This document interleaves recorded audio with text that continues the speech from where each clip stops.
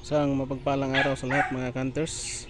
Ito naman si Stone Hunters TV nagbabalik at mayroon naman ipapakita sa inyo mga hunters na bago kong nakalap na mutya. Ito ay tinatawag kong maliit na mutya ng batong tagatak. Yan. Yan o. Batong tagatak ito. Ito ay solid. Yan, may nakaano siya. At ang gandahan nito mayroon pa siyang gabay. Yan mga hunters. Yung gabay niya, kung kita nyo. Yan. Maliit na batong tagatak. Yan. Ito ay napakagandang gamit. O, kasi maliit lang pwedeng malagay sa ano, sa bulsa. Yan. Yan ang gabay niya.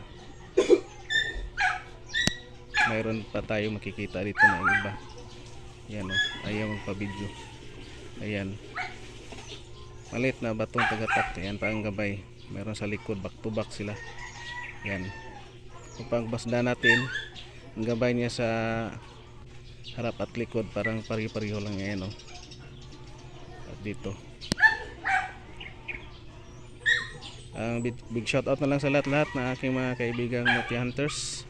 Antingiras. And mga subscribers, viewers, isang mapagpalang araw sa ating lahat. And ito lang muna yung papakita ko. Paisa-isa lang muna tayo kasi pa masyadong ano. Yan. Para makita nyo yung kagandahan ng mga mutya din. At maraming salamat and God bless sa ating lahat.